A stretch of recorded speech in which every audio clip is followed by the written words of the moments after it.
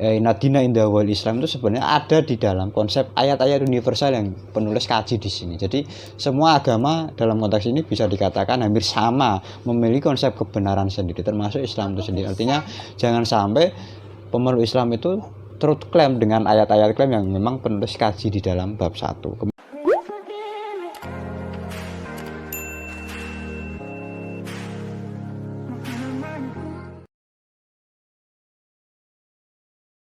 Halo. Assalamualaikum warahmatullahi wabarakatuh. Kembali lagi bersama saya Midul Ebda.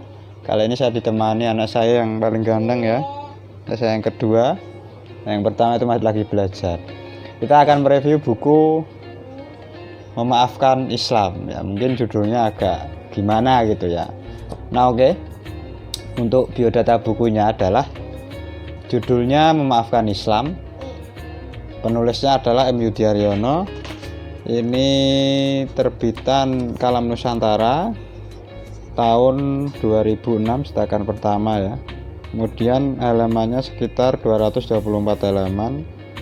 Kemudian gimana Kak? Nggak bisa, jadi nggak usah ya. Ya. Untuk kertasnya seperti ini ya HPS. Wafernya seperti ini. Nah, jadi isi buku ini sebenarnya menggambarkan perilaku ataupun bahasanya apa ya, perusakan ya, kanibalisme ataupun radikalisme yang dilakukan oleh para pemeluk Islam itu sendiri. Jadi ideologi beragama yang memang mendasarkan pada doktrin ideologi saja tanpa melihat realitas membuat pemeluk Islam itu sendiri melakukan kejahatan-kejahatan yang dalam bahasa penulis itu adalah cacat yang dibawa oleh Islam itu sendiri. Sehingga dalam konteks ini Islam itu dikenal agama yang merusak, diajarkan atau disebarkan melalui pedang, dan itu sejak zaman Nabi. Maka di dalam buku ini penulis dengan tegas Islam itu perlu dimaafkan, kira-kira seperti itu. Jadi sebenarnya kalau kita telisik lebih dalam buku ini juga saya ingin mengkritiknya atau membuat pandangan berbeda ya, karena sebenarnya yang radikal, yang keras, yang terlalu mainstream kanan itu sebenarnya bukan Islam yang sejati. Islam sejati itu ya Islam moderat ya, Islam rahmatan lil alamin, dan tidak terlalu mainstream kanan yang konservatif, puritan, kaku, dan tidak pula mainstream kiri yang terlalu liberal, yang terlalu mendewakan akal. Tapi kita di tengah-tengah sebenarnya. Nah, untuk memaafkan Islam dalam konteks ini bukan Islam secara keseluruhan bagi saya loh, tetapi Islam yang dalam tanda kutip memang radikal itu sendiri. Nah, misalnya di dalam manusia adalah Tuhan yang menyejarah dan Tuhan adalah manusia yang mengabadi. Karenanya tiada yang lebih indah dan mulia dari semua pesan keilahian kecuali menjadi dan menujunya. Menujunya itu menuju Tuhan maksudnya. Menuju Tuhan pada akhirnya adalah semangat untuk berbuat ke arah yang lebih baik atau insan kamil. Dan itu ya kita kira-kira untuk untuk awalan. Kemudian di kalimat akhir, memaafkan Islam dengan demikian adalah usaha nalar sadar waktu sekaligus wahyu bahwa berislam dan berindonesia merupakan usaha sungguh-sungguh dan untuk tidak menjadi manusia adigang, adigung, adiguna serta gumunan. Jadi itu beberapa kutipan yang menarik bagi saya. Oke, kita langsung ke isi buku, yaitu tadi pandangan saya tentang buku ini. Kemudian buku ini diberi prakata oleh Gus Dur ya, Haji Abdurrahman Wahid. Di dalam buku ini diberi prakata Gus Dur, kemudian dipersembahkan untuk beberapa kaum intelektual ya. Nah, bab 1 isinya adalah Islam bukan satu-satunya agama kebenaran. Ayat klaim versus ayat universal.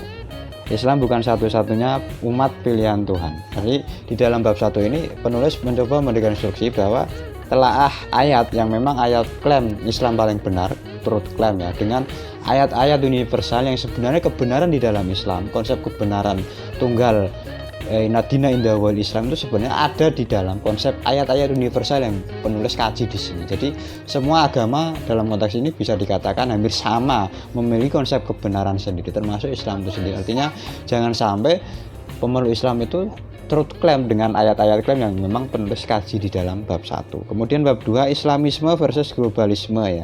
Kemudian bab ketiga rekonstruksi politik fundamentalisme. Bab keempat mendekonstruksi cara berislam, memperkuat civil Islam. Itu bahasa yang menarik. Dan bab kelima yang terakhir, fundamentalisme liberal dan fundamentalisme literal. Karena ikut mereview.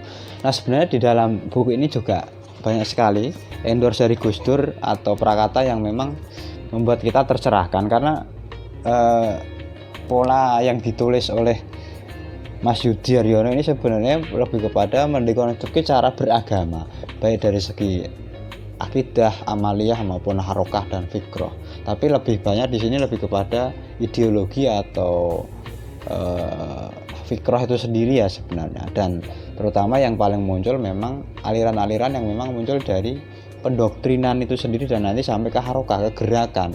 Tidak hanya soal gerakan sosial, tapi di sini lebih menekankan bahwa Islam yang seperti itu rata-rata adalah gerakan fundamental yang wilayahnya ke politik sebenarnya. Seperti kita tahu gerakan 212 itu mungkin juga bagian dari memaafkan Islam itu sendiri sebenarnya ya.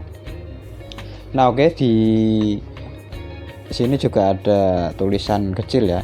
Kejahatan terbesar dari sebuah agama tidaklah terletak pada seberapa banyak komunalisme yang ia lakukan, melainkan pada ideologi benar sendiri dan paham menyalahkan orang lain yang ia wariskan. Jadi itu bahasa yang menarik, karena Islam dengan konsep yang memang mengakui universalisme dan dia rahmatan lil alamin tidak mungkin hanya melakukan klaim benar sendiri, dan itu menurut penulis dosa yang paling besar dan memang harus dihilangkan agar kita tidak dimaafkan oleh para penulis ini khususnya. Jadi kelebihan buku ini saya kira luar biasa dan juga diberi endorse dan atau prakata ya oleh Gus Dur. Saya kira sudah legitimate dan menarik. Kemudian untuk kekurangannya saya kira lebih kepada di dalamnya tidak ada gambar sama sekali ya, hanya tulisan pure dan memang bagi yang tidak suka buku seperti itu agak berat bacanya karena tidak ada gambar. Oke, jadi itu review buku Memaafkan Islam karya M. Yudi Haryono. Semoga bermanfaat bagi kita semua. Jangan lupa subscribe, like, dan komen.